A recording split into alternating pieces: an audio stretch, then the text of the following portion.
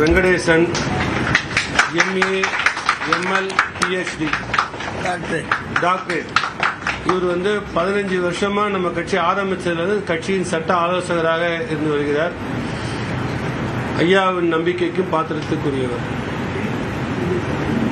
அதே மாதிரி சொல்லிட்டோம் வைக்கின்னு சொல்லுங்க.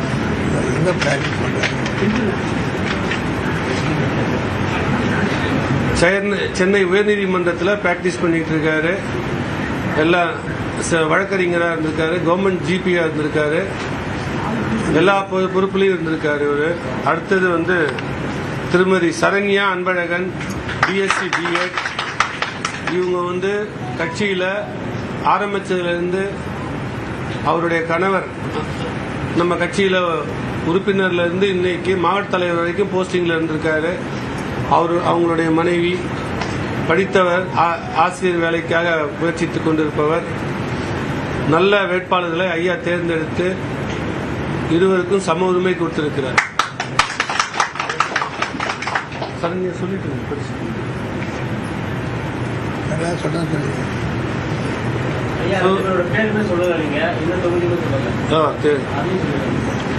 வெங்கடேசன் பல்லாவரம் தொகுதியும், திருமதி சரண்யா அன்பழகன் குன்னம் தொகுதியும்.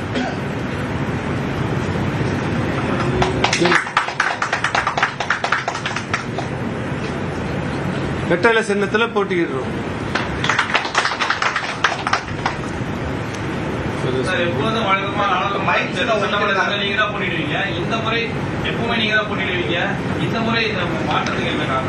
நானு இல்ல சொல்றேன். எப்போ யார் போட்டிடுவா?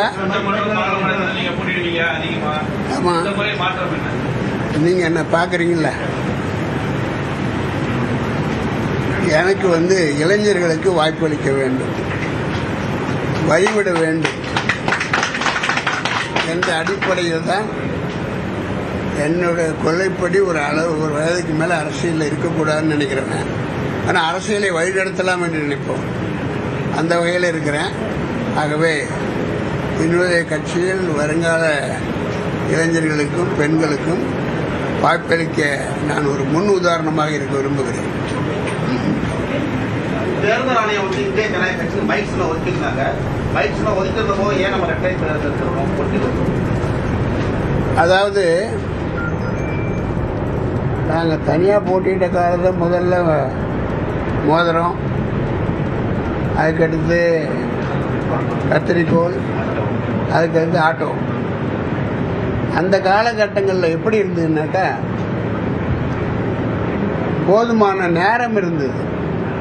நாங்கள் ட்ரை பண்ணி இப்போ வந்தது ஒரு ரீசெண்டாக ஒரு 4 நாளைக்கு முன்னாடி.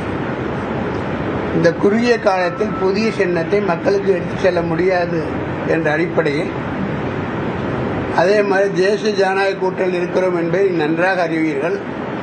அன்றைக்கும் சரி இன்றைக்கும் சரி தேசிய ஜனநாயக கூட்டணியில் தான் இருக்கிறோம். ஆனால் ரெட்டலை என்பது அதிமுகவினுடைய சிம்பல் என்பதை அறிவீர்கள். அவர்களும் தேசிய ஜனநாயக கூட்டணியில் இருக்கிறார்கள். அந்த அடிப்படையில் தேசிய ஜனநாயக கூட்டணியை சேர்ந்த தலைவர்கள் எல்லாம் அவருடைய விருப்பத்திற்கே சின்னத்தை எடுத்துக்கொள்ளலாம் என்று இன்றைக்கு தேசிய ஜனநாயக கூட்டணியை வழிநடத்துகிற மரியாதைக்குரிய எடப்பாடி அவர்கள் என்று சொன்னார். உங்கள் சின்ன இதுமோ எதை விரும்புகிறீர்களோ என்று அந்த உரிமையை கொடுத்தார்.